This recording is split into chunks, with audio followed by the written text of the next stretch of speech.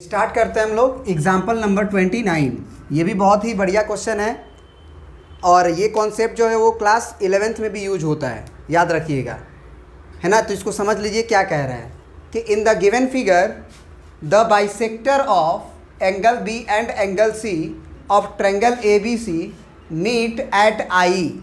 तो सबसे पहले एक वर्ड आया है bisector of angle B and angle C. तो बाइसेक्टर का मतलब होता है आधा कर देना। तो एंगल बी जो है ये है पूरा, तो इसको बाइसेक्ट करने का मतलब हुआ कि ये एंगल और ये एंगल आपस में इक्वल होगा, मतलब आप इसको x मानोगे तो ये भी x होगा। फिर बाइसेक्टर ऑफ एंगल सी मतलब ये वाला एंगल और ये वाला एंगल बराबर होगा, मतलब आप अगर इसे y मान रहे हो तो ये भी y होगा। और दोनों का जो बाइसेक्टर है ना, जैसे सी आई बाइसेक्टर है और बी आई बाइसेक्टर है, वो दोनों का दोनों आई पे मीट कर रहा है। एंगल बी का बाइसेक्टर ये जो गया है और एंगल सी का बाइसेक्टर ये जो गया है वो आई पे मीट कर रहा है। आगे बोला है if I P perpendicular to B C. I P जो है वो परपेंडिकुलर है, मतलब ये एंगल और ये एंगल आपस में 90 डिग्री है। फिर बोला है कि I Q is also perpendicular to C A. तो ये आपका सी ए है, मतलब ये तो भी 90 डिग्री हो गया। ऑल्सो दिया है कि आई आर जो है वो भी आपका ए बी के ऊपर परपेंडिकुलर है। तो प्रूफ करिए कि आई पी की लंबाई आई क्यू की लंबाई और आई आर की लंबाई बराबर होगी। यानी कि ये जो लंबाई आप देख रहे हो आई पी की लंबाई, फिर ये आई क्यू की लंबाई और ये जो है आपका आई आर की लंबाई, ये आपस में तीनों का तीनों बराबर होगा। ये हमें प्रूफ करना है। और साथ ही साथ हमको ये भी प्रूफ करना है कि आई ए बाइसेक्ट एंगल ए, मतलब आई ए जो होगा ना, मतलब आई ए ये जो एंगल ये है इसको भी बाइसेक्ट करेगा। इसका मतलब अगर हम इसको जेड बोलें और इसको अगर हम डब्लू बोलें तो हम ये कह सकते हैं कि हमको जेड बराबर एंगल डब्लू प्रूफ करना है। बात समझ गए? ये हमें प्रूफ करना है, ये दिया गया नहीं गया, ये हमें प्रूफ करना है कि अगर आप आई को मतलब ए को आई से ज्वाइन करोगे तो ये एंगल और ये एंगल जो है बराबर हो जाएगा, तभी तो बाइसेक्टर होगा। मतलब हमको प्रूफ करना है कि एंगल जेड बराबर एंगल डब्लू है, ये 2 प्रूफ में आएगा। और एक तो आप जानते ही हो, ये पहला पार्ट आई पी बराबर आई क्यू बराबर आई आर, ये प्रूफ करना है। क्वेश्चन समझ गए? बोलो। चलो अब हम लोग ना प्रूफ करने के ऊपर बढ़ते हैं कि कैसे इसे प्रूफ किया जाए, ठीक है ना। तो थोड़ा सा विचार करो कि तुम्हारा अगर मान लो तुमको अगर ये प्रूफ करना है कि आईपी की लंबाई आईआर के बराबर है, इसे याद भी रख लेना। आईपी की लंबाई अगर आईआर के बराबर है तो तुम क्या कर सकते हो, इसमें कैसे बराबर करोगे? क्या हम ये वाला ट्रायंगल दोनों कंसीडर कर सकते हैं, इधर वाला और इधर वाला दोनों? हम ये कह सकते हैं, सुनना ध्यान से, ये वाला ट्रायंगल की बात कर रहा है और ये वाला ट्रायंगल की बात कर रहा है, समझ में नहीं आ रहा, अलग बना लो। यही तो थ्योरी होता है इसका। आप अलग बना लोगे आधी चीज़ें क्लियर हो जाएगी। ये आपका आर हो गया, ये आपका पी हो गया, ये आपका बी हो गया, ये एंगल आपका एक्स हो गया, ये एंगल आपका 90 डिग्री होगा। याद रहे ये एंगल क्या डिग्री हो गया भाई? 90 डिग्री दिया गया है। फिर उधर वाला ट्रायंगल बनाना है तो आप तो ये जानते हो ना, ये पी नहीं है शायद, ये आपका आई है ना, ये आपका आई है। अब इधर वाला ट्रायंगल बनाओगे तो बी आई तो एक ही है, तो बी आई के जगह पे ही बी आई की तरह बनाओ फिगर। ये बी आई हो गया और पी आपका परपेंडिकुलर था इधर किसके ऊपर? बी सी के ऊपर। तो एक काम करते हैं, थोड़ा सा तिरछा बनाना पड़ेगा हमें, समझ रहे हो बात को ना।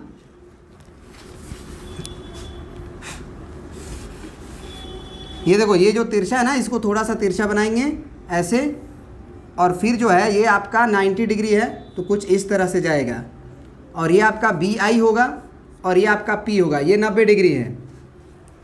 अब अगर हमको ये प्रूफ करना है कि आई पी की लंबाई अगर आई आर के बराबर है, क्योंकि हमको सब बराबर प्रूफ करना है, आई पी आई आर और आई क्यू सब बराबर करना है, तो हम पहले इसमें कंसिडर करते हैं केवल।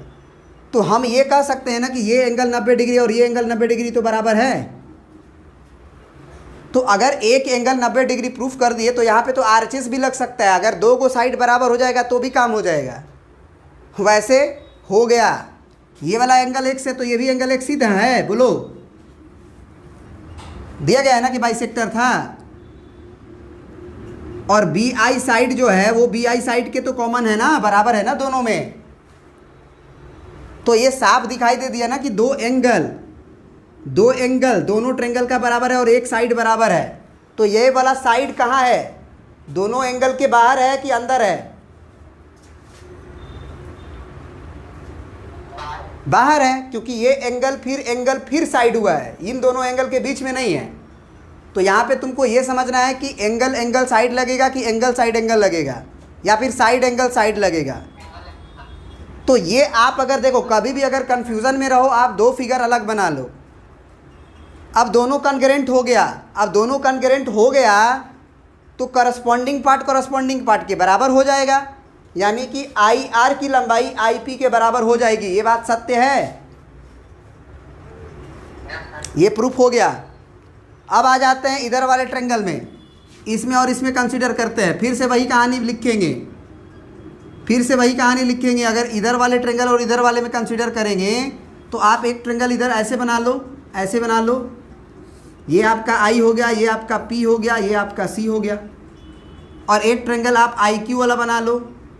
तो आई क्यू वाला कैसे बनाओगे आप? ऐसे बनाओगे, ऐसे गया है और ये वाला साइड कुछ इस तरह से गया है। तो ये वाला साइड तो अभी भी आई सी ही है ना, ये आपका क्यू होगा। समझ रहे बात को? तो यहाँ से हम कह सकते हैं कि आई सी जो है वो आई सी के कॉमन है, फिर ये 90 डिग्री है और एंगल क्यू भी 90 डिग्री है, एंगल पी भी 90 डिग्री है, तो ये भी 90 डिग्री।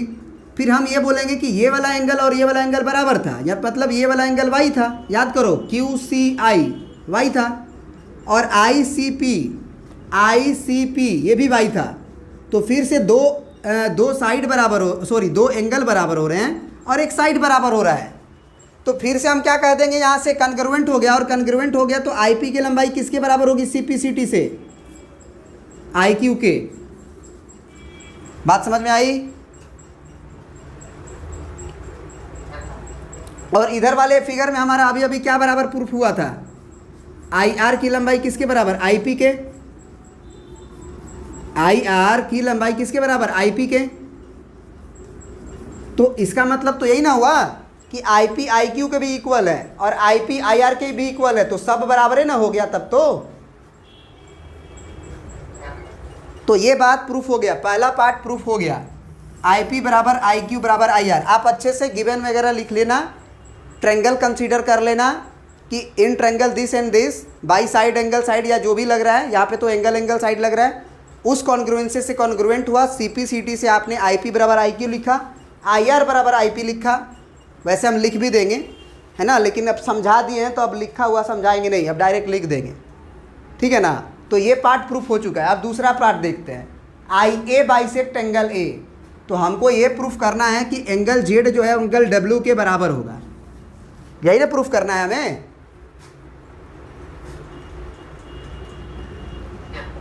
तो अब अगर एंगल जेड अगर एंगल डब्ल्यू के बराबर प्रूफ करना है तो किया जा सकता है। कैसे कर सकते हो बताओ? अभी तुम सीपी सीटी से कह सकते हो कि ये लंबाई जो होगी और ये जो लंबाई होगी वो बराबर होगी।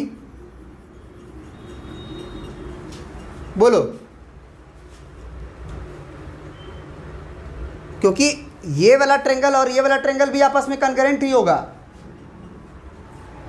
या फिर वो नहीं कह सकते, कॉन्करेंट नहीं कह सकते हैं, क्योंकि ये लंबाई के बराबर है, ये लंबाई के बराबर थोड़ी दिया गया है, नहीं कह सकते हैं। उधर आप इसमें ही कंसीडर कर लो, है ना, इसमें ही कंसीडर कर लो। मतलब आप क्या कर लो कि आई ए आर ले लो, आई ए आर ले लो और आई ए क्यू ले लो, आई ए क्यू ले लो। अलग अलग फिगर बनाना चाहते हो तो वो और अच्छी बात हो जाएगी, है ना। ये आपका हो जाएगा तुम्हारा क्या, ये हो जाएगा तुम्हारा कितना हो जाएगा, ये 90 डिग्री, और ये तुम्हारा आर हो गया, ये ए हो गया तुम्हारा और ये हो गया आई, और ये एंगल हो गया तुम्हारा जेड। एक इधर फिगर बनाते हैं। ये 90 डिग्री तो आपको दिया है ना, ये तो पता है ना। और ये तुम्हारा हो गया आई। अब बताओ, यहाँ पे हम ये कह सकते हैं ना कि आई ए की लंबाई आई ए की बराबर होगी, कॉमन है ना। और एंगल ये वाला 90 है और ये भी 90 है। और साथ ही साथ और क्या कह सकते हैं, हमारा एगो एंगल 90 डिग्री प्रूफ हो गया है, एगो साइड बराबर हो गया है। क्या एगो और साइड हमें बराबर दिख रहा है क्या? हाँ, तो देख दो तो आर, हाँ आई आर बराबर आई क्यू तो हो चुका है ना, हो चुका है ना। आई आर बराबर आई क्यू हो चुका है ना भाई। तो इसका मतलब कि दो साइड आपके बराबर हो चुके हैं और एक राइट एंगल है। तो दो साइड के बाहर वाला अगर एंगल है तो राइट एंगल हाइपोटेनस साइड लगता है, और लग रहा है क्योंकि 90 डिग्री के सामने ये हाइपोटेनस है, 90 डिग्री के सामने ये हाइपोटेनस है, एगो साइड है। तो राइट एंगल हाइपोटेनस से दोनों ट्रायंगल क्या हो गए? बात समझ में आया? तो यहाँ पे हम लिख देंगे कि आर आई बराबर क्या? I Q. कैसे? तो प्रूव्ड हुआ है, ये बात हम लोग प्रूव्ड कर चुके हैं। फिर हम लिख देंगे कि एंगल आर बराबर एंगल क्यू बराबर 90 डिग्री, ये हमें गिवन है। और साथ ही साथ हम और क्या बोल देंगे कि ए आई बराबर ए आई कॉमन है।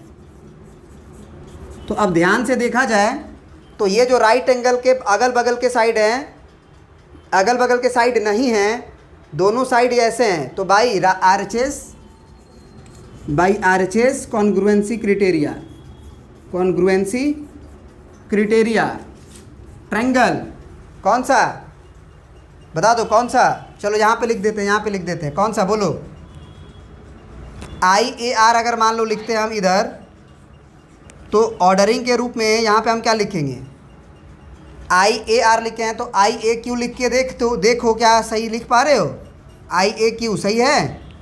तो वो देखो, तो ए आर की लंबाई ए क्यू के बराबर आ रही है क्या? ए आर की लंबाई ए क्यू के बराबर है। हाँ है, समझ रहे बात को? आई आर की लंबाई आई क्यू के बराबर है। आई आर की लंबाई आई क्यू के बराबर है। तीन गोला के बराबर था, तो ये हम सही लिखे हैं।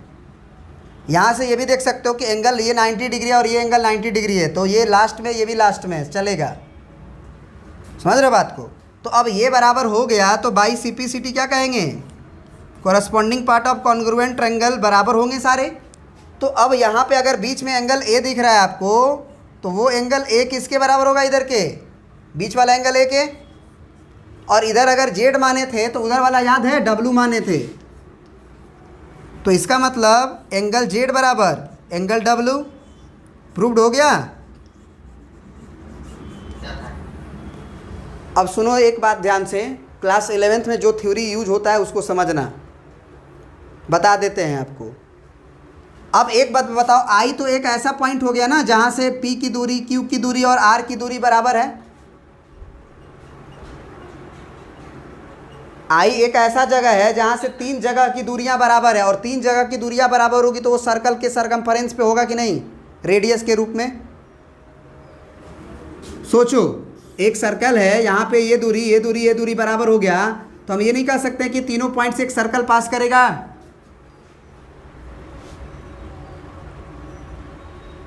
बात समझ रहे हो? मतलब ये नहीं जानो तो भी कोई दिक्कत नहीं है, हम ऐसे ही बता देते हैं। तो ये जो पॉइंट था उसके लिए हम कह सकते हैं कि अगर तीनों दूरी बराबर आ चुकी है तो यहाँ से एक सर्कल पास करेगा, और उस सर्कल का नाम जानते हो क्या होता है? इन सेंटर। इन सेंटर पढ़े हो?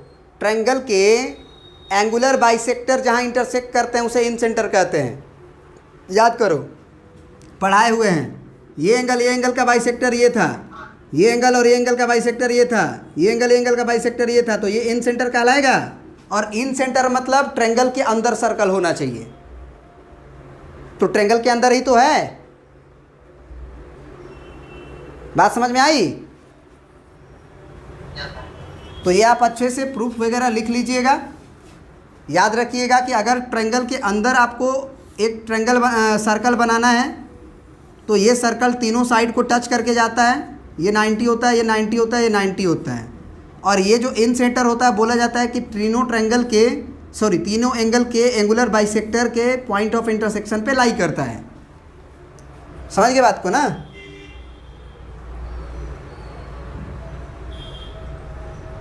प्रिंट कर लीजिए।